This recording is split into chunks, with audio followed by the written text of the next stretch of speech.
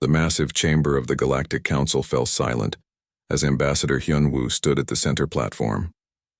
Around him, representatives from 12 ancient alien civilizations watched with a mixture of curiosity and pity. The holographic displays showed Earth floating in space, small and blue and seemingly insignificant. High Regent Morthas of the Kravax Empire loomed over the assembly from his elevated throne. His dark purple skin gleamed under the chamber lights and his 4 eyes fixed on the human ambassador with obvious contempt. The Kravax had conquered 47 star systems in the last century. Earth would be number 48. Human, Morthas said, his voice echoing through the chamber. My patience grows thin.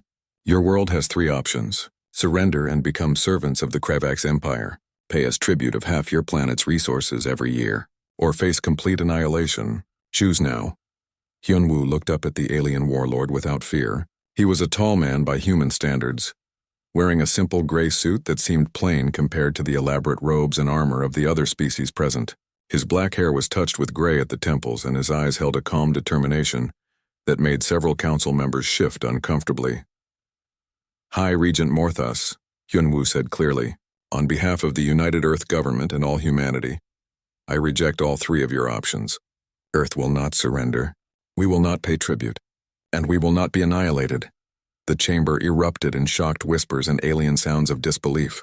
Counselor Vex, an ancient being whose species had been spacefaring for 10,000 years, leaned forward in his seat. His crystalline body refracted the light in strange patterns as he studied the human carefully. Morthas's mouth split into what might have been a smile, revealing rows of sharp teeth. You refuse? You, whose species has barely left your own solar system? You dare refuse the Kravax Empire? I do, Hyun-woo replied simply. Another council member, a being that resembled a floating mass of tentacles, spoke up. Ambassador Hyun-woo, please reconsider. Your species has only been capable of interstellar travel for 70 years. The Kravax have warships that number in the thousands. Their military technology is centuries beyond yours. This is not courage. This is suicide. Hyun-woo turned to address the entire council. We know exactly what we face. We have studied the Kravax carefully since our first contact with the galactic community. We know their tactics, their weapons, their history of conquest, and we have prepared accordingly. Morthas laughed, a harsh barking sound. Prepared? What preparation could possibly matter? I will send 300 warships to your little blue planet. Your primitive orbital defenses will fall in days. Your cities will burn, and your people will beg for the mercy of servitude. Perhaps, Hyun-woo said, or perhaps you will discover that Earth is not like the other worlds you have conquered. The human ambassador activated his own holographic display. Images appeared in the air showing Earth's history. Battlefields from ancient times. Medieval castles under siege. World wars with millions of soldiers. Nuclear explosions that scarred the planet itself. Every species here achieved space travel through cooperation and peace, Hyun-woo continued. Your worlds were gardens where civilization grew naturally. But Earth is different. We call it a death world. Our planet tried to kill us every single day of our evolution. Predators hunted us. Diseases plagued us. Weather extremes froze and burned us. We survived ice ages and volcanic winters. And then we started fighting each other. The images showed more warfare. Ships battling on oceans. Aircraft dueling in skies. Tanks rolling across scarred landscapes. Cities reduced to rubble and rebuilt again. We have been at war with something or someone for our entire existence. Hyun-woo said quietly. We have fought 10,000 wars on our single planet. We have developed weapons capable of destroying our own world 100 times over. We nearly drove ourselves extinct 3 times. War is not something we study in history books. War is what made us human. Counselor Vex spoke again, his voice thoughtful. This is true? Your species evolved through constant conflict? Every day of our existence has been a fight to survive, Hyun-woo confirmed. And when we finally reached the stars and met peaceful species like yours, we realized something terrifying. We realized we were the anomaly. We were the predators. We were the monsters that evolution created when a planet refuses to let anything survive easily. Morthas slammed his armored fist against his throne. Enough of this theater. Your words mean nothing. 15 years ago, my scouts encountered your pathetic exploration vessel, one small ship with primitive weapons. They fled from us like cowards. That is what humans are. Cowards who talk bravely but run when faced with real power. Hyun-woo smiled slightly. You are referring to Captain Jiho's mission. The ESS Discovery. Yes, they encountered your scout fleet, and yes, they retreated. Do you want to know why, High Regent? Because they were weak, Morthos sneered. Because Captain Jiho had orders to observe and report, Hyunwoo said. Not to engage. He watched your ships. He studied your tactics. He analyzed your weapons, and then he brought that information home. For 15 years, High Regent, Earth has been preparing specifically for you. Every ship we built was designed to fight Kravax vessels. Every weapon we developed was meant to counter Kravax technology. Every soldier we trained learned to kill Kravax warriors. The chamber had gone completely silent now. Even Morthos seemed momentarily taken aback. We knew you would come eventually, Hyunwoo continued. We knew because we studied your expansion pattern. You conquer a world, strip its resources, and move to the next target. You are predictable, and now you have chosen Earth as your next victim. You believe we are weak because we are young. You believe we are helpless because our technology seems primitive. You are about to learn a very painful lesson, High Regent. And what lesson is that? Morthos demanded. Hyunwoo looked directly at the alien warlord. That there is a difference between not knowing how to fight wars and choosing not to fight them. The other species in this council achieved peace because they never learned war. Humanity achieved peace because we became too good at war. We learned to turn entire planets into weapons. We learned to kill with such efficiency that we terrified ourselves. And then we decided to stop, but we never forgot how. He paused, letting his words sink in. You are about to attack a planet where every single human has grown up watching stories about war.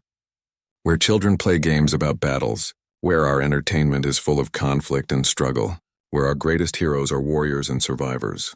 You are about to invade a world that has spent 10,000 years perfecting the art of killing.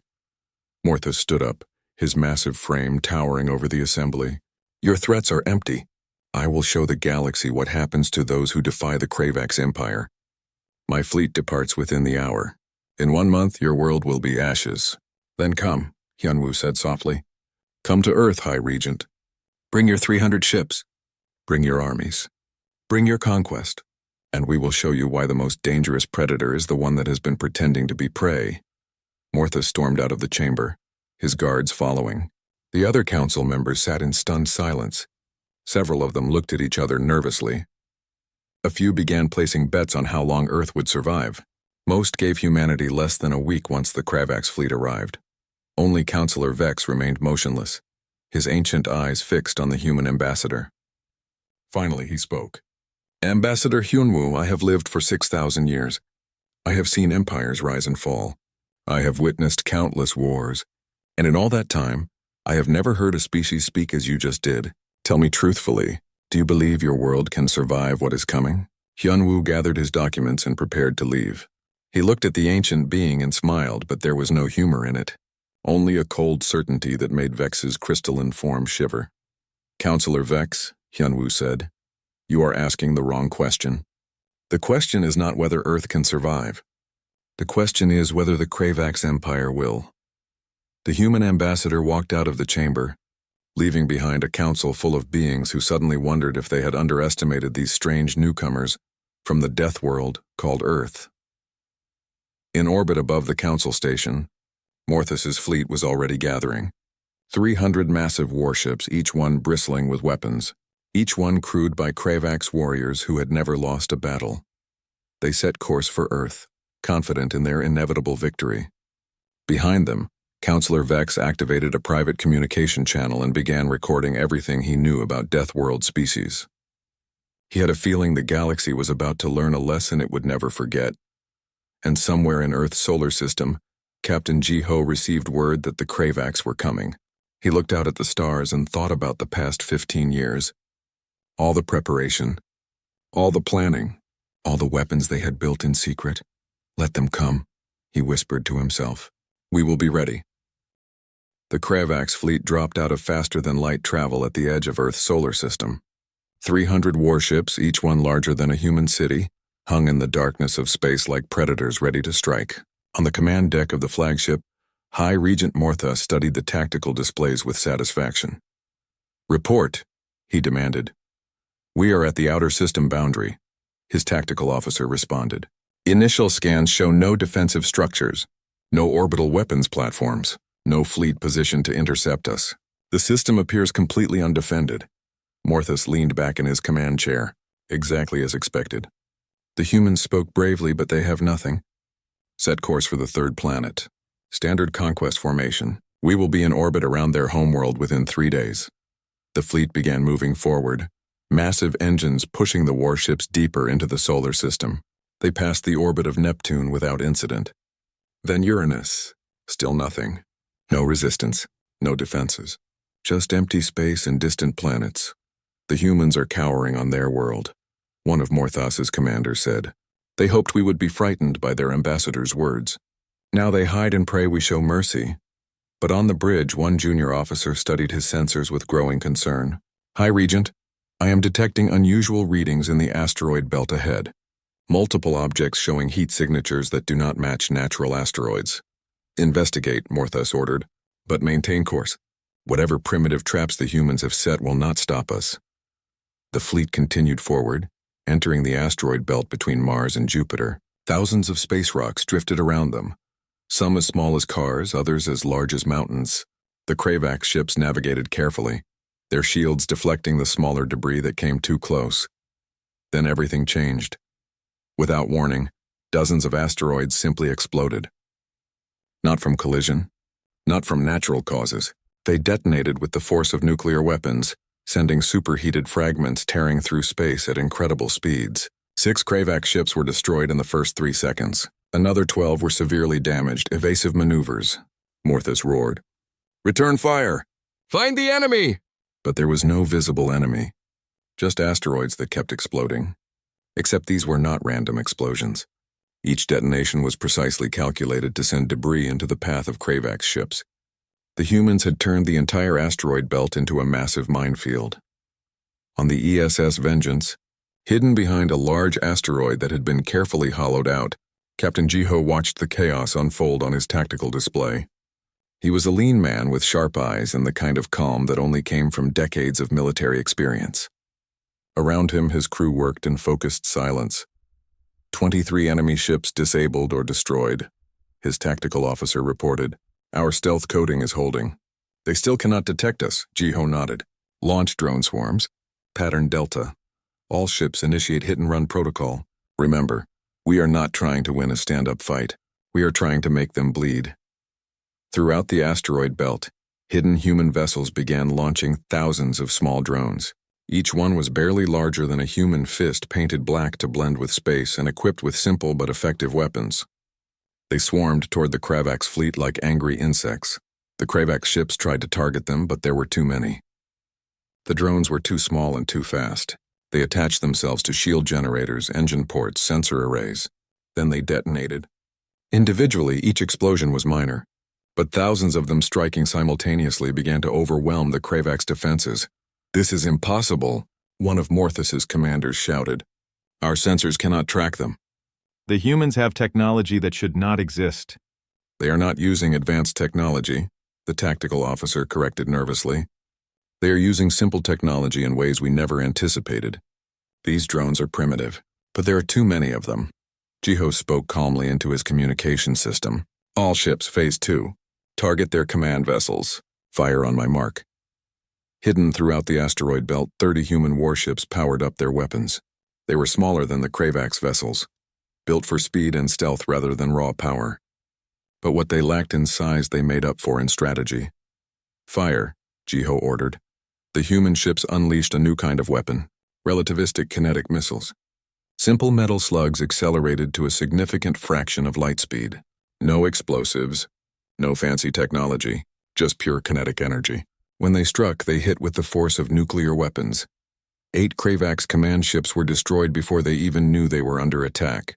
The missiles moved too fast for shields to block, too fast for point defense systems to intercept. By the time the Kravax sensors detected them, the missiles had already hit.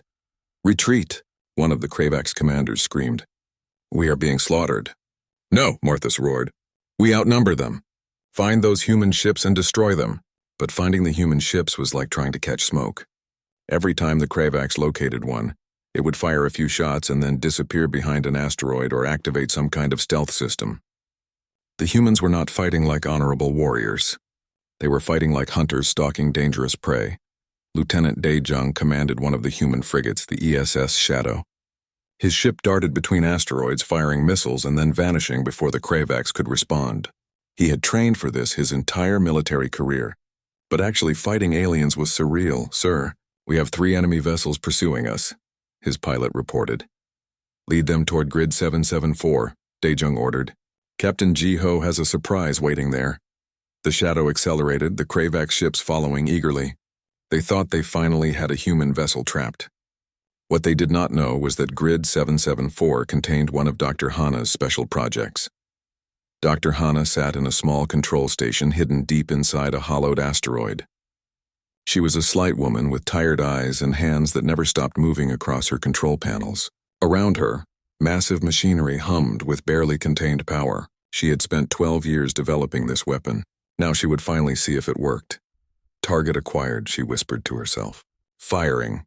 A beam of concentrated energy lanced out from the asteroid. It struck the lead Kravax ship directly in its reactor core. The alien vessel simply vaporized. The other 2 ships barely had time to react before the shadow circled back and destroyed them with conventional missiles. "Good shooting, Doctor," Daejung said over the communication channel. "Thank you, Lieutenant," Hana replied quietly. "I have 17 more shots before this weapon needs to recharge. Make them count." The battle raged for 6 hours. The Kravax fleet tried everything. They attempted to brute force their way through the asteroid belt. They tried to coordinate their shields to deflect the kinetic missiles. They even tried to retreat and regroup, but the humans were relentless. Ji-ho commanded the battle like a master conducting an orchestra. He knew where every ship was. He predicted where the Kravax would move. He set traps that seemed obvious but were actually disguised ambushes for the traps themselves. The Kravax were learning that humans did not just think 1 or 2 moves ahead, they thought 10 moves ahead. Young pilot Tae-yang sat in his fighter cockpit, hands shaking as he watched larger ships explode around him. This was his first real combat. He was terrified, but he was also angry. The Kravax had come to destroy his home. His family lived on Earth. His little sister was 7 years old. She liked to draw pictures of spaceships. "Shadow Lead, this is Fighter 7, Tae-yang said, trying to keep his voice steady. "Requesting permission to engage enemy cruiser at coordinates marked." "Negative, Fighter 7, Daejung responded. "That cruiser has point defense systems that will shred your fighter. Stay with your wing and focus on disabled vessels." Tae-yang wanted to argue, but he knew better. He had to trust his commanders. They had trained for this. They knew what they were doing. So he followed orders and survived. By the time the Kravax fleet finally broke through the asteroid belt, they had lost 98 ships. Nearly a third of their invasion force was gone. The survivors were damaged, disorganized, and shaken. They had expected an easy victory. Instead, they had walked into a nightmare.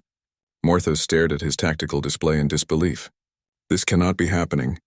We are the Kravax Empire. We have conquered 47 star systems." "High Regent," his tactical officer said quietly, "perhaps we should reconsider this invasion. The humans are more dangerous than we anticipated." "Reconsider?" Morthos's voice was dangerously low. "If I return to the Empire having failed, I will be executed for cowardice. No. We continue. Set course for the human homeworld.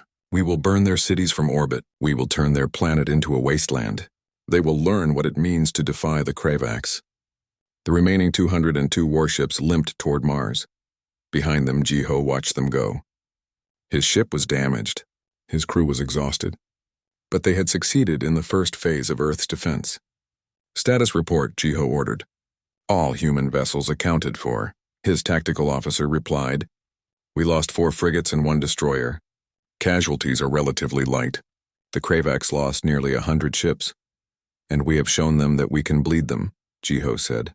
"But the real battle is about to begin. They are heading for Earth orbit. That is where we will finish this." He opened a communication channel to all human forces. "All ships fall back to lunar defensive positions. Phase 3 is now in effect. The Kravax are about to learn what happens when you threaten a death world on its own ground." As the Kravax fleet continued toward Earth, they passed the orbit of Mars. Their sensors swept the area, searching for more hidden human ships. They found nothing. Mars appeared empty. No bases. No defenses. Nothing. What they did not see were the thousands of mines that had been placed in Mars orbit. What they did not detect were the hidden weapons platforms disguised as space debris.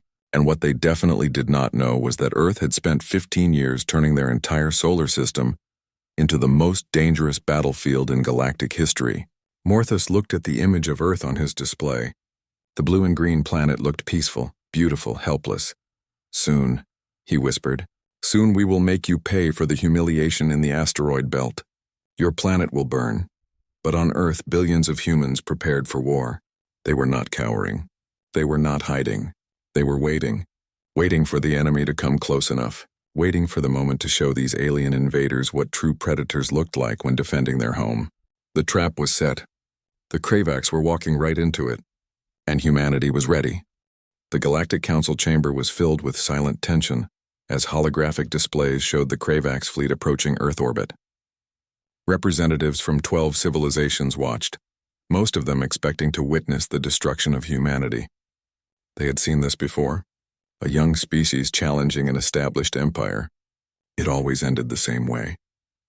Counselor Vex studied the displays more carefully than the others. Something was wrong. The Kravax fleet had arrived in orbit around Earth, and there was nothing to stop them. No orbital defense platforms, no ring of weapons satellites, no massive space stations bristling with guns. Earth's orbit was completely empty except for a few small space stations that were clearly civilian. "This makes no sense," Vex said quietly. "The humans fought brilliantly in the asteroid belt. They planned that ambush perfectly. Why would they leave their homeworld undefended?" Another council member, a floating gaseous being, responded. "Perhaps they used all their military strength in that first battle. Perhaps they have nothing left. Or perhaps," Vex said slowly, "they are inviting the Kravax to come down to the surface." On the Kravax flagship, Morthus stared at the undefended planet below. He knew it was a trap. It had to be a trap, but his pride would not let him retreat. He had lost 100 ships getting here. If he returned to the Empire without conquering Earth, he would be seen as weak. Worse than weak. A failure. "Deploy ground forces," he ordered. 5 landing sites. Their major population centers. "We will take their cities and force them to surrender. Keep the fleet in high orbit. If this is a trap, our ships will bombard the planet from space." Thousands of Kravax drop pods began falling toward Earth like deadly rain. They targeted 5 cities: Seoul, New York, Moscow, Cairo, and Sao Paulo. Each city held millions of humans. Each city would be made an example. The Kravax soldiers inside the pods were confident. They were warriors bred for conquest. They had taken hundreds of planets. Earth would be no different. In Seoul, Colonel Minseo stood on a rooftop and watched the pods streak across the sky. She was a compact woman with short black hair and eyes that had seen too many battles. Around her, soldiers prepared defensive positions. Not on the outskirts of the city, not in fortified bunkers outside the population centers, right in the middle of the city itself. "They are coming down in the financial district," her tactical officer reported. "Exactly where we predicted." Minseo nodded. "Of course they are. Large buildings provide good cover and high ground. It is what any military strategist would do. They will secure the tall buildings and use them as bases to control the city. Let them land. Let them think they have the advantage. Then we show them what urban warfare really means." The first Kravax pod slammed into the streets of Seoul. The armored doors blew open, and Kravax soldiers poured out. They were large creatures, each one standing over 2 meters tall with thick armor and powerful weapons. They had fought on 100 worlds. They expected frightened civilians and maybe a few desperate defenders. What they found instead was a dead city. The streets were empty. The buildings were dark. There were no civilians running in panic. No soldiers trying to hold defensive lines. Just silence. "Eerie and complete. Where are they?" a Kravax squad leader demanded, speaking into his communication unit. "The humans should be here. This city holds millions of them." "Unknown," his commander responded from orbit. "Thermal scans show life signs throughout the city, but they are not concentrating anywhere. They seem to be scattered, hiding in buildings." The Kravax squad began moving forward cautiously. They entered the financial district, massive towers of glass and steel rising above them. Their armor was designed for combat on low-gravity worlds. On Earth, with its heavier gravity, they moved more slowly than usual. It was uncomfortable but not debilitating. That was their first mistake.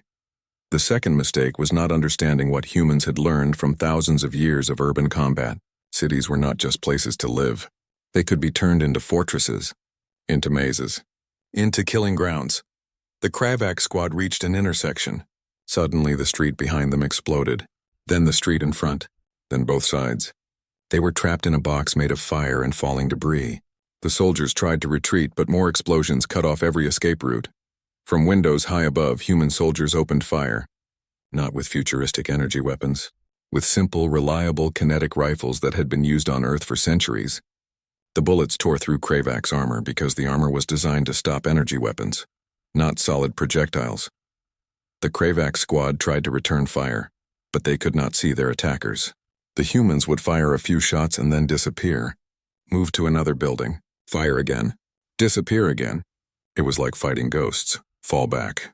The squad leader screamed, "Regroup at the landing zone." But there was no landing zone anymore. While the Kravax had been advancing, human soldiers had placed charges around the drop pods and detonated them. The landing zone was now a crater. The pods were destroyed. There was no safe place to retreat to.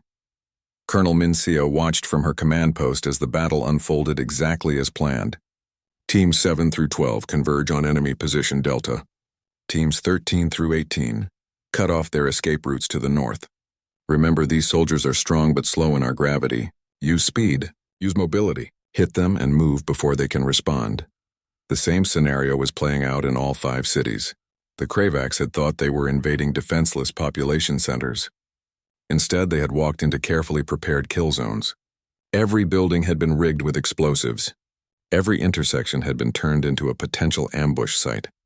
Every street was covered by hidden firing positions, and then there was Earth's gravity itself. The Kravax had evolved on a world where gravity was 30% weaker than Earth. Their muscles and bones were not adapted for this kind of sustained combat in heavy gravity. After just an hour of fighting, Kravax soldiers were already tiring. Their armor felt heavier. Their weapons were harder to aim. Their movements became sluggish. The human soldiers born and raised in this gravity moved like they were born for this warfare. Because they were. In New York, Kravax soldiers tried to secure a tall office building to use as a forward base. They fought their way to the 20th floor, expecting to find a good defensive position with clear sight lines. Instead, human soldiers had already planted explosives throughout the building. The entire structure came down, taking the Kravax with it. In Moscow, a Kravax armored vehicle rolled through the streets, its heavy guns sweeping for targets. Human soldiers in the sewers below planted magnetic mines on its underside. The vehicle exploded, blocking the street and trapping more Kravax units behind it. In Cairo, Kravax soldiers tried to use their superior strength to break through human defensive lines. But the human soldiers simply retreated, leading the aliens through streets that had been pre-targeted by artillery. The Kravax pushed forward eagerly, thinking they were winning. Then the artillery strikes began, and the street turned into hell. But it was in São Paulo where the Kravax learned their most painful lesson. A group of human civilians, armed only with simple weapons and homemade explosives, ambushed a Kravax patrol. The aliens were shocked. These were not soldiers. These were ordinary humans. Shop owners, teachers, students. And they were fighting with a ferocity that the Kravax had never encountered. One young woman, barely 20 years old, charged a Kravax soldier 3 times her size. She carried a crude explosive device. The soldier tried to shoot her, but she was too fast, too determined. She reached him and detonated the explosive, killing them both. From orbit, Morthus watched his ground forces being systematically destroyed. It had been 6 hours since the landing. He had sent down 50,000 soldiers. Barely 10,000 were still combat effective, and the humans showed no signs of stopping. "How is this possible?" he demanded. "They are using primitive weapons. Kinetic projectiles and chemical explosives. Technology that is centuries old." His tactical officer looked at the data streaming in from the ground. "High Regent, I believe I understand. The humans are not trying to match our technology. They are using weapons that they have perfected over thousands of years. Their tactics are not sophisticated in terms of technology, but they are sophisticated in terms of strategy. They know these cities. They have turned them into weapons themselves." Morthus slammed his fist against his command console. "Then we will destroy the cities from orbit. Prepare orbital bombardment. If we cannot take these cities, we will erase them." But before he could give the order, alarms began blaring throughout the flagship. His sensor officer shouted in panic, "High Regent, multiple human vessels emerging from behind the moon. They have been hiding there the entire time. Captain Jiho's fleet had been waiting patiently in lunar orbit, hidden behind Earth's natural satellite. While the Kravax focused on the ground battle, the human space fleet had positioned itself perfectly. Now they struck. The Kravax fleet was spread out, trying to provide support for the ground forces. They were not in a defensive formation. They were not prepared for a coordinated strike. Jiho exploited that weakness ruthlessly. All ships attack pattern Omega, Jiho ordered. Target their larger vessels first. We need to eliminate their bombardment capability before they can strike the cities. The human fleet tore into the Kravax formation, like sharks attacking scattered prey. The battle in orbit was brutal and quick. The Kravax had numbers, but the humans had momentum, surprise, and desperation. They were fighting to protect their homeworld, their families, their entire species. Lieutenant Daijung commanded his cruiser through a series of attack runs that would have been impossible in conventional naval warfare. He accelerated directly at a Kravax battleship, fired every weapon he had, and then used Earth's gravity to slingshot around and come at the enemy from a different angle. The Kravax could not track him. Their sensors were designed for open space combat, not this kind of gravity-assisted maneuvering. Young pilot Tae Yang found himself in the middle of a desperate dogfight. His fighter was damaged, his shields were failing, but he kept flying. He thought about his little sister back on Earth, about the drawings she had made for him. He would not let the Kravax hurt her. Fighter 7 to shadow lead, Tae Yang called out. I have enemy fire control locked on me. My shields are down. I cannot shake them. Fighter 7, eject immediately, Daejung ordered. That is a direct command, but Tae Yang saw something on his sensors. The Kravax ship pursuing him was one of the bombardment vessels. If it survived, it would fire on Seoul, on his home, on his family. He made a decision. Negative, shadow lead, Tae Yang said calmly. I have a better idea.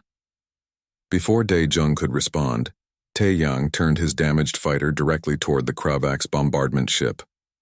He pushed his engines to maximum. The enemy tried to shoot him down, but he was too close, moving too fast. His fighter slammed into the Kravax ship's bridge at incredible speed. Both vessels exploded in a ball of fire. Tae Yang never felt the impact. He died instantly, but he had saved thousands of lives below. Daejung watched the explosion on his tactical display. His hands gripped the arms of his command chair until his knuckles turned white. Another young pilot dead. Another sacrifice. How many more would it take? On the ground in Seoul, Colonel Min Seo received word of what was happening in orbit. The space battle was raging above them. They had to finish the ground fight quickly and help the fleet. All units, final push, she ordered. Drive them back to their landing zones. Do not let a single one escape. The human soldiers pressed forward with renewed intensity. The Kravax, already exhausted and demoralized, began to break. Squad after squad surrendered or was eliminated.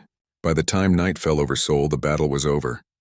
The Kravax ground invasion had failed completely.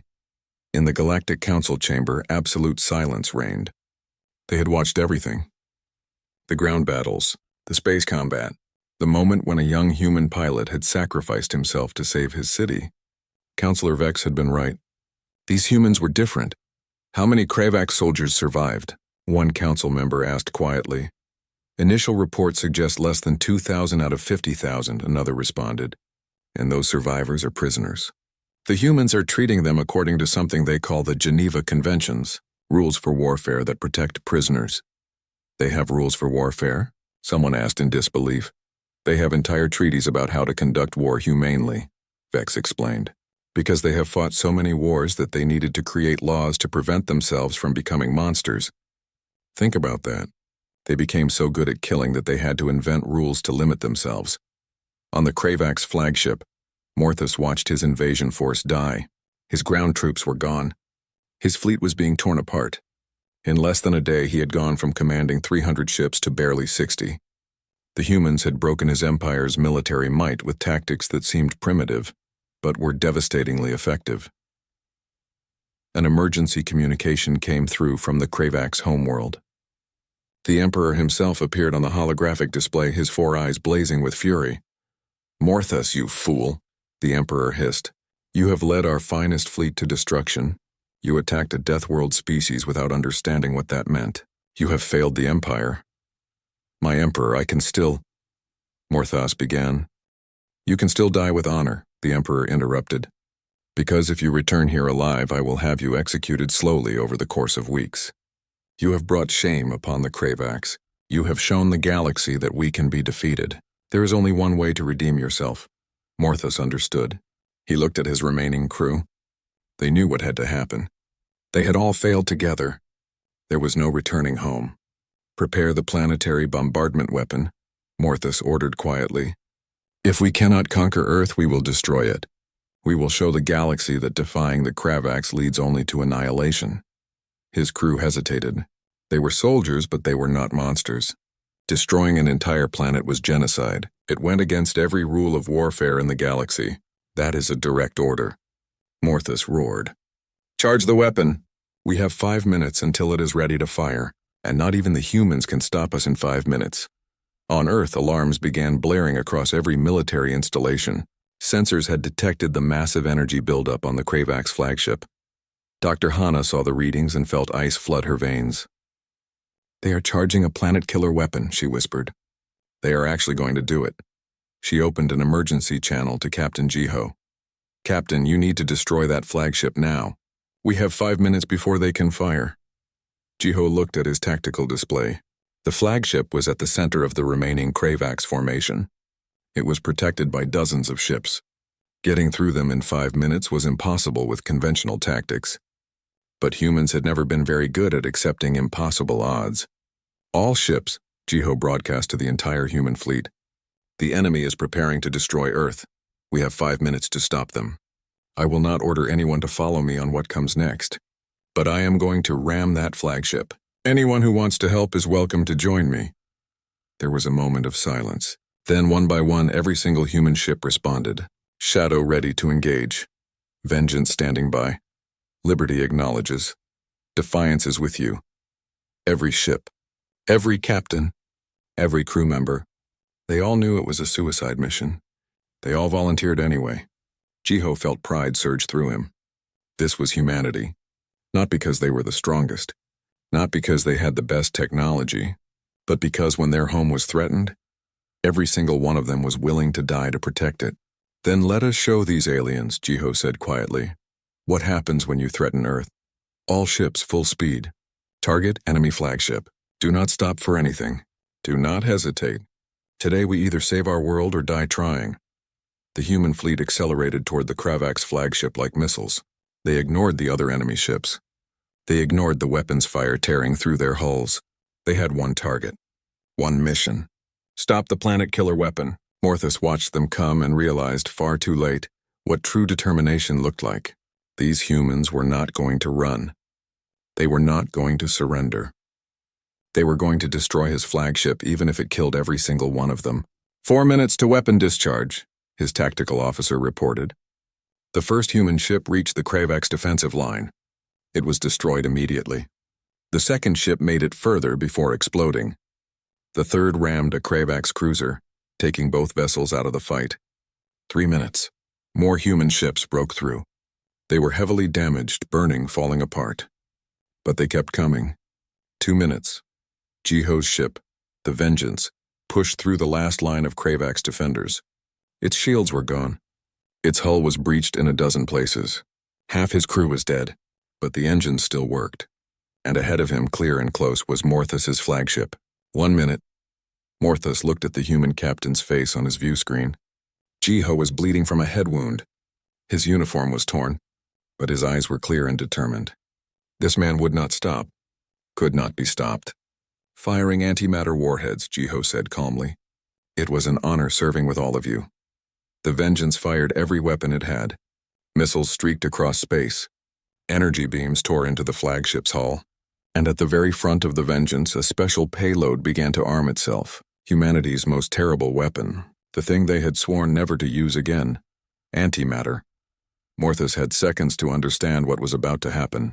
Then the Vengeance impacted the flagship at full speed, and the antimatter warheads detonated. The explosion lit up the space around Earth like a second sun. The flagship vaporized instantly. The planet-killer weapon exploded harmlessly in the blast. The nearby Kravax ships were caught in the explosion and destroyed. When the light faded, the Kravax fleet was gone. All of it, 300 ships reduced to nothing.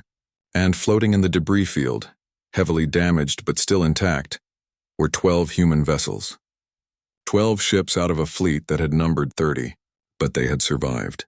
And more importantly, Earth had survived. In the Galactic Council chamber, the representatives sat in stunned silence.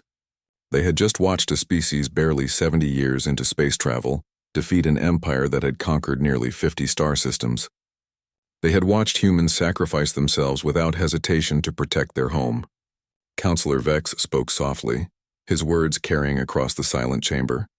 I told you they were different. Death World species do not surrender. They do not flee. You push them into a corner and they will tear you apart even if it kills them. The Kravax Empire learned that lesson. I hope the rest of us remember it. Captain Jiho woke up in a medical bay. Every part of his body hurt. The last thing he remembered was the vengeance ramming the Kravax flagship, the blinding light of the antimatter explosion, and then nothing. He tried to sit up and immediately regretted it. Easy, Captain, a medical officer said, gently pushing him back down.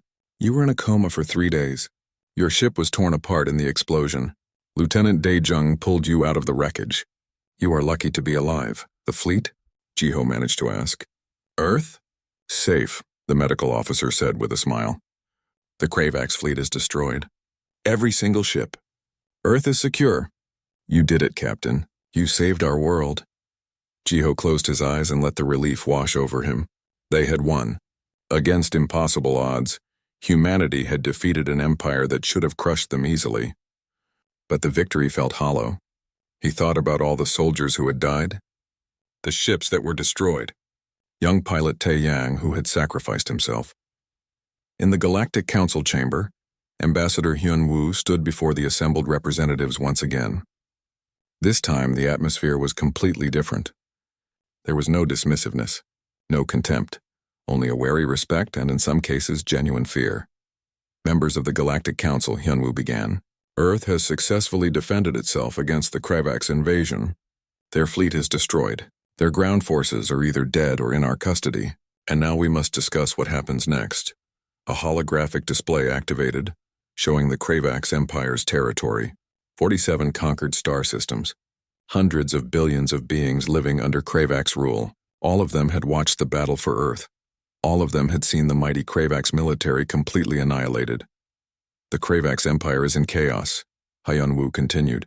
Rebellions have already started on 12 of their conquered worlds. Species that were forced into submission are now rising up.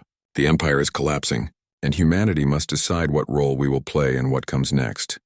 One of the council members spoke up. Surely Earth will not seek revenge? You have won. You have defended your homeworld. Let the Kravax deal with their own problems. Hyun-woo looked at the council member with an expression that was difficult to read. The Kravax came to our world intending to enslave or annihilate us. They would have killed billions. And they did this not just to us, but to dozens of other species throughout their empire. You, the Galactic Council, watched them do it for over a century. You did nothing. The chamber erupted in defensive protests. Several representatives tried to speak at once. Hyun-woo raised his hand for silence. I am not here to accuse you, he said. I am here to show you what we found. The holographic display changed. Now it showed images of Kravax-occupied worlds, species living in poverty while the Kravax stripped their planets of resources, mass graves, labor camps, children separated from parents.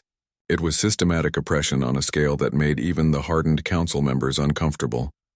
This is what the Kravax Empire really was, Hyun-woo said quietly. Not just conquerors, not just warriors. They were slavers, murderers, and they were coming to do this to Earth. Dr. Hana sat in her laboratory on Earth's moon, staring at a control panel. On the screen in front of her were activation codes. Codes that would launch missiles she had sent toward the Kravax homeworld weeks ago. Relativistic missiles traveling at a significant fraction of light speed. They would arrive in 6 days. And when they hit, they would destroy the Kravax homeworld completely. She had built them in secret, following orders from Earth's military command. If the Kravax destroyed Earth, these missiles would ensure that the Kravax paid for it with their own homeworld. Mutual assured destruction. The same concept that had kept Earth from destroying itself with nuclear weapons centuries ago. But Earth had survived. The war was over, and now she had to decide whether to recall the missiles or let them continue to their target. Her hands hovered over the keyboard. She thought about her family. Her parents and younger brother had been visiting a human colony when the Kravax attacked it 15 years ago. They were among the first humans to die in this conflict. She had spent 15 years planning revenge, building weapons, preparing for this war. Now she could have that revenge. All she had to do was nothing. Just let the missiles continue. Let the Kravax homeworld die. It would be justice. Her communication panel beeped. Ambassador Hyunwoo's face appeared on the screen. "Dr. Hana," he said gently, "I know what you are thinking. I know what you want to do. I lost my family to the Kravax too. My wife, my daughters. I understand the desire for revenge. Then you understand why I want to let the missiles hit," Hana said, her voice shaking with emotion. "I do," Hyunwoo agreed. "But I also understand what it will cost us. If we destroy the Kravax homeworld, we become the monsters. We become the genocidal species that the galaxy will fear and hate. Is that who we want to be?" "They deserve it," Hana whispered. "Perhaps they do," Hyunwoo said. "But what about the civilians? The children who had nothing to do with the war? The Kravax who oppose their own empire's expansion? If we kill them all, how are we different from the Kravax themselves?" Hana looked at the activation codes. Her finger moved toward the abort command, then stopped, then moved again. She was paralyzed by the decision. Colonel Minseo entered the laboratory quietly. She had been listening to the conversation. She walked up to Hana and placed a hand on her shoulder. "I lost people too," Minseo said softly. "My brother. My closest friends. I want the Kravax to pay for what they did, but I have been thinking about what my brother would want. He always said that the measure of a person is not how they treat their friends. It is how they treat their enemies, especially when they have power over them." "I am so tired," Hana said, tears finally starting to fall. "I am tired of fighting, tired of hating. I just want it to be over." "Then end it," Minseo said. "Not with more death. End it by choosing to be better than them." Hana looked at both of them. Then she typed in the abort codes. The missiles changed course, their warheads disarming.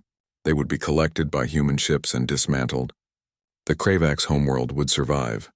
She slumped in her chair, feeling both relief and a strange emptiness. 15 years of hatred and anger, released in a single moment. In the Galactic Council chamber, Hyunwoo received confirmation that the missiles had been recalled. He allowed himself a small smile of relief before continuing his address. "Earth has decided to show mercy," he announced. "We have recalled our weapons. The Kravax homeworld will not be destroyed, but there are conditions." A new holographic display appeared showing a detailed proposal. "The Kravax Empire will dissolve," Hyunwoo stated. "All conquered species will be granted independence. The Kravax military will be reduced to a defensive force only. They will pay reparations to the species they oppressed, and they will submit to oversight from the Galactic Council to ensure they never threaten another world again." "And if they refuse?" a council member asked. "Then we will destroy their homeworld," Hyunwoo said simply. "We have shown mercy once. We will not show it twice." The council members looked at each other nervously. This young species, barely 70 years into space travel, was dictating terms to an empire that had controlled this region of space for centuries, and they were doing it with such confidence that no one dared argue. "There is one more thing," Hyunwoo said. "Earth requests permission to present evidence against the Galactic Council itself." The chamber fell silent. Several representatives looked outraged. "Evidence of what?" Councillor Vex asked carefully. "Evidence of complicity," Hyunwoo replied. "For over a century, the Kravax expanded through conquest. They enslaved species. They committed atrocities. And the Galactic Council did nothing.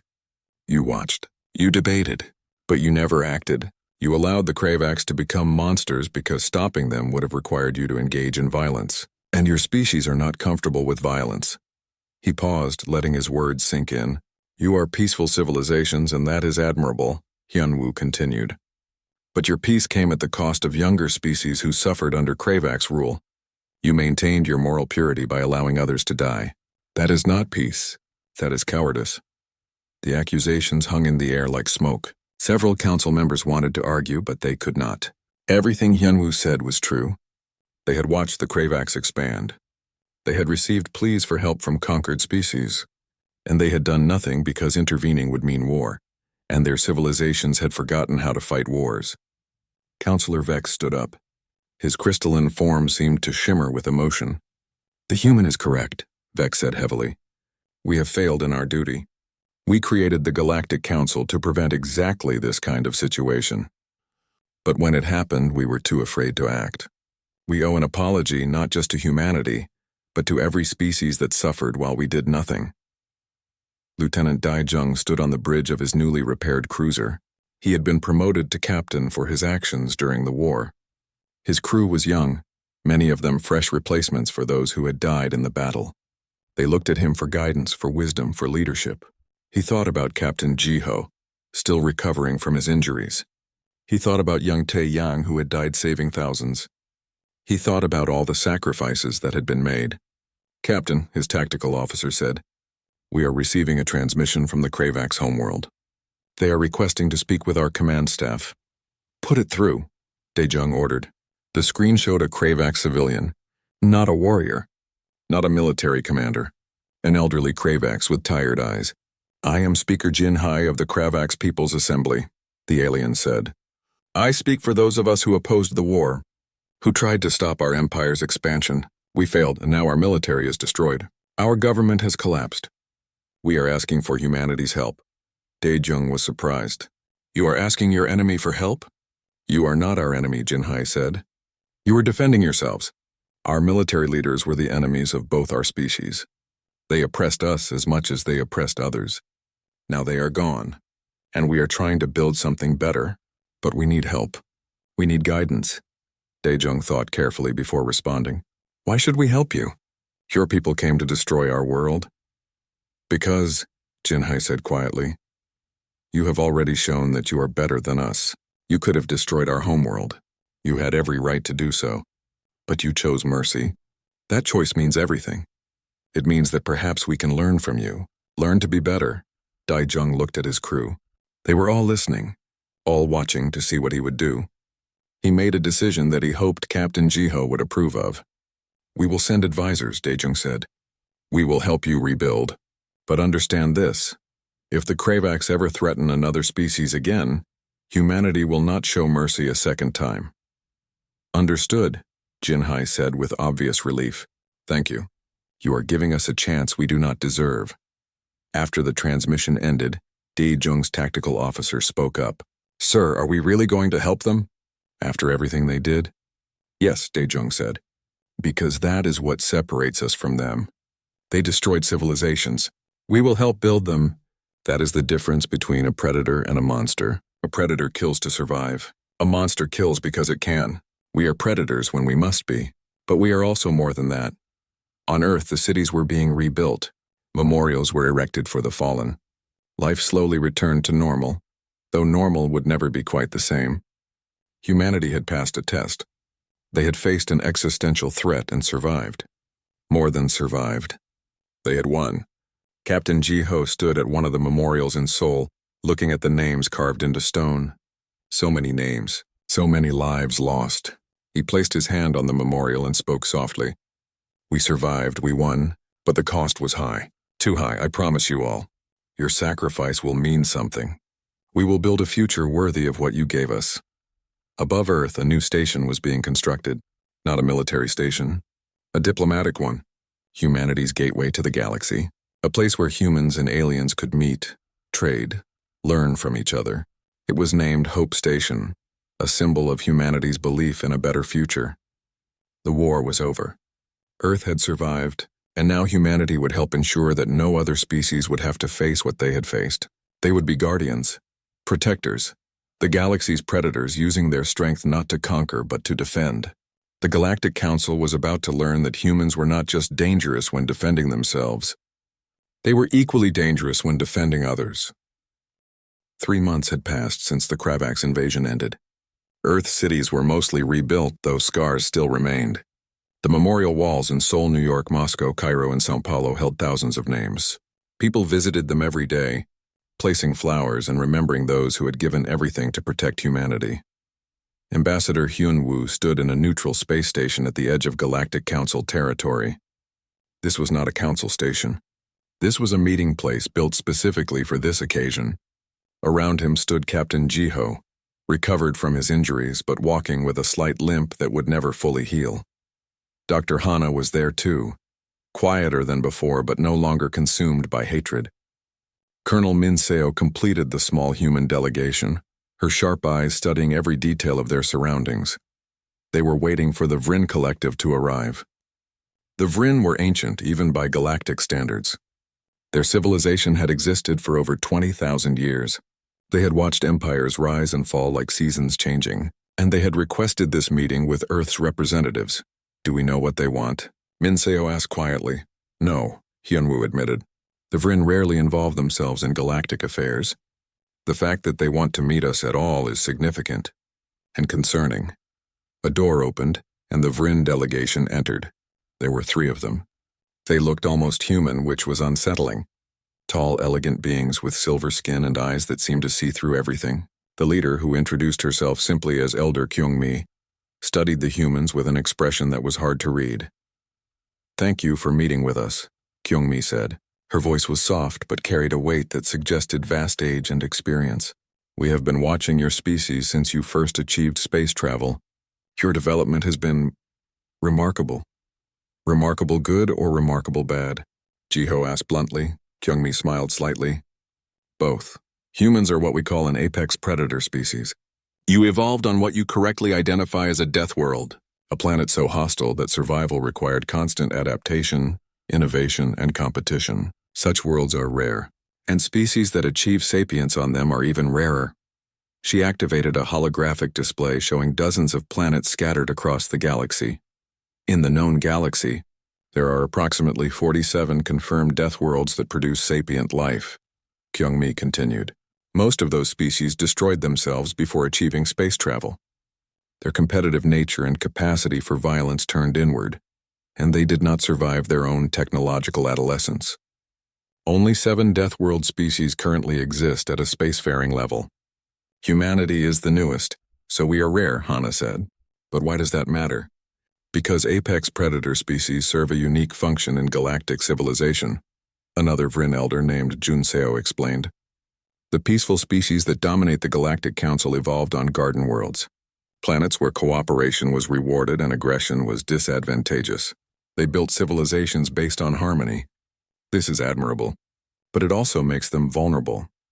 Vulnerable to species like the Kravaks, Hyunwoo said, understanding dawning. Exactly, Kyungmi confirmed. The Kravaks were not a death world species, but they were aggressive enough to threaten others. And the Council species were too peaceful to stop them effectively. They could have crushed the Kravaks Empire if they committed their combined forces. But their cultures are not built for sustained warfare. They lack the stomach for it. But death world species do not have that problem, Jiho said. We are built for conflict. You are built for survival, Kyungmi corrected. Conflict is one tool in your survival strategy. You also have remarkable capacity for cooperation, adaptation, and resilience. The combination makes you uniquely suited for a specific role. She changed the holographic display to show a structure that looked like a council chamber, but different from the Galactic Council. This is the Guardian Assembly, Kyungmi explained. It consists of the 7 Death World species and the Vrin Collective as advisors. Our purpose is to protect the galaxy from threats that peaceful species cannot handle themselves. We are, in essence, the guardians who do the difficult work so that others can maintain their peace. The human delegation exchanged glances. This was bigger than they had expected. You want humanity to join this Guardian Assembly, Minseo said. It was not a question. We are offering you a choice, Junseo said. You can remain independent, develop on your own, and hope that no other threats emerge. Or you can join us, share your military innovations and tactics, learn from species who have been doing this work for thousands of years, and help protect younger, more vulnerable civilizations from those who would prey upon them. What is the cost? Hyunwoo asked carefully. Responsibility, Kyungmi said simply. If you join the Guardian Assembly, you become responsible for more than just Earth. You become protectors of the peace that the Council species have built. When threats emerge, you will be called upon to face them. You will be asked to do violence so others do not have to. It is not an easy burden. And if we refuse? Hana asked. Then you refuse, Kyungmi said with a shrug. We will not force you. But consider this. In the next century, at least 3 more aggressive species will likely attempt expansion similar to the Kravax. They will target weak, peaceful worlds. The Council will debate and discuss while innocents die. The Guardian Assembly will act. With humanity's help, we can prevent those deaths. Without you, more species will suffer what the Kravax inflicted on their victims. The human delegation asked for time to discuss among themselves. The Vryn granted it graciously and left them alone in the conference room. This is a huge decision, Mincio said once they were alone. We would be committing Earth to potentially endless conflicts. More wars, more deaths, more young people like Tai Yang sacrificing themselves. But we would also be preventing others from suffering what we suffered. Hana said quietly. The Kravax came to Earth because no one stopped them earlier, because the Council let them grow strong. If we join this Guardian Assembly, we can stop the next Kravax before they become a threat. Jiho looked at Hyunwoo. What do you think, Ambassador? Hyunwoo was quiet for a long moment. I think about my daughters. They died when the Kravax attacked that colony 15 years ago. They were children, innocent, and they died because the galaxy had no one willing to stand against the Kravax early enough. If we join this assembly, maybe no other father has to lose his children that way. But we would be becoming professional warriors, Minseo pointed out. Earth's military would become the galaxy's military. Is that who we want to be? We are already warriors, Jiho said. The Kravax proved that. We built the weapons. We developed the tactics. We trained the soldiers. We did all of that to protect ourselves. Now we are being asked to use those same capabilities to protect others. Is that not a worthy purpose? Hana nodded slowly. My family died to the Kravax. I spent 15 years building weapons for revenge. But when I had the chance to use those weapons, I chose mercy instead. Maybe this is the next step. Using our strength not for revenge or conquest, but for protection. They debated for another hour, discussing implications, consequences, and potential problems. Finally, they reached a consensus. When the Vryn returned, Hyunwoo delivered Earth's answer. We will join the Guardian Assembly, he said. But we have conditions. Kyungmi raised an eyebrow. Oh? A species barely a century into space travel has conditions for beings who have existed for millennia? Yes, Hyunwoo said without hesitation. First, Earth maintains sovereignty. We will help protect others, but we will not become servants or soldiers for hire. We participate as equals. Second, we want the Galactic Council reformed. Their inaction enabled the Kravax. That cannot happen again. Third, we want resources dedicated to helping species develop defenses of their own. We should not be the only ones capable of protecting ourselves. The Vryn elders looked at each other. Then Kyungmi smiled, a genuine expression of approval. These are reasonable conditions, she said, and they show wisdom. Many Death World species that join us are so focused on their military strength that they forget about development and prevention. You understand that the best battle is the one that never needs to be fought. We accept your conditions. Welcome to the Guardian Assembly, humanity. The formal announcement was made 1 week later. The Galactic Council held an emergency session where Ambassador Hyunwoo presented Earth's decision. The reaction was mixed. Some council members were relieved that humanity would help protect the galaxy. Others were nervous about a predator species having official sanction to use military force. Councillor Vex was one of the few who seemed genuinely pleased. This is the correct decision, he said publicly. Humanity has proven they can be trusted with power. They showed mercy to the Kravax when they could have destroyed them. They chose protection over revenge. These are the qualities we need in our guardians. In the former Kravax Empire, rebellions had succeeded on most conquered worlds. Species that had been enslaved for generations were free again. But freedom brought chaos. Without the Empire's infrastructure, many worlds struggled. Famine threatened some populations. Others faced civil wars as different factions fought for control. The Guardian Assembly's first joint mission was humanitarian, not military. Human ships, working alongside vessels from the other Death World species, delivered food, medical supplies, and peacekeeping forces. They helped negotiate treaties. They separated warring factions. They built the foundations for stable governments. Captain Daejung commanded one of these humanitarian missions. His crew worked around the clock, sometimes going days without sleep to help rebuild a world that had been devastated by Kravax occupation. He watched his young sailors and soldiers help alien civilians, teach them skills, play with their children. This was different from war. This was building instead of destroying. And it was harder in many ways. Combat had clear objectives. Shoot the enemy. Protect your people. Win or die. But rebuilding required patience, diplomacy, and the kind of endurance that came from doing difficult work, day after day with no dramatic victories. One evening, Daejung received a video message from Earth. It was from Taeyang's little sister. She was 8 years old now, and she had drawn a picture. It showed a spaceship with the Earth flag, surrounded by happy aliens of different species. "Captain Daejung," she said in the video, her voice small but determined. "My brother died protecting Earth. My mom says he was a hero. I want to be like him when I grow up. I want to help people in space. Thank you for being nice to the aliens. My brother would have liked that." Daejung felt tears sting his eyes. He saved the video and the picture. Later, he showed them to his crew. "This is why we are here," he told them. "Not for glory, not for revenge, but so that little girls like her can grow up in a galaxy where species help each other instead of destroying each other. Taeyang died protecting his family. Now we honor his sacrifice by protecting everyone's family." On Earth, memorials were completed in all 5 cities that had been attacked. The names of the fallen were carved in stone that would last for centuries. Every year on the anniversary of the invasion, humanity would gather to remember. Not to celebrate war, not to glorify violence, but to honor those who gave everything to protect others. Admiral Jiho, promoted after the war, oversaw the construction of Earth's Guardian fleet. New ships were being built, incorporating lessons learned from the Kravax War. But these ships were different from the desperate weapons they had built before. These ships were designed for protection, not just destruction. They could fight when necessary, but they were also equipped for rescue, humanitarian aid, and peacekeeping. The flagship of the new fleet was named Indomitable Hope. It was a powerful warship, yes, but it also had medical facilities that could treat thousands of casualties, cargo bays filled with emergency supplies, diplomatic spaces for negotiations. It represented what humanity wanted to be: strong enough to protect, wise enough to choose peace when possible. Dr. Hana joined the Guardian Assembly's research division. She worked with scientists from the other Deathworld species, sharing knowledge and developing new technologies. But the focus was not on weapons.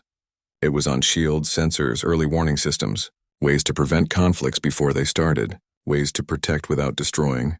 She kept a small photograph in her laboratory. Her parents and brother from before the Kravax killed them. She looked at it sometimes and spoke to them quietly. "I hope you would be proud," she would say. "I almost became a monster seeking revenge for you. But I chose something better. I chose to make sure no one else loses their family the way I lost you. That is a better memorial than hatred ever could be." Colonel Minseo became the director of the Guardian Academy on Earth. Young people from dozens of species came to train there. They learned not just combat, but diplomacy, cultural understanding, ethics, and the laws of warfare that humanity had developed over millennia. The goal was to create not just soldiers but peacekeepers who understood the weight of using force. Minseo was tough on her students but fair. She taught them the same lesson she had learned during the Kravax War, that true strength was knowing when not to fight, that the best warrior was one who could end conflicts without violence. 10 years after the Kravax invasion, the galaxy had changed dramatically. The Galactic Council had reformed, incorporating feedback from the Guardian Assembly. They were more responsive now, more willing to act when threats emerged. The Kravax homeworld had transformed itself into a peaceful democracy, deeply ashamed of their imperial past and working hard to make amends. 6 species that had been threatened by aggressive neighbors requested protection from Earth's Guardian fleet.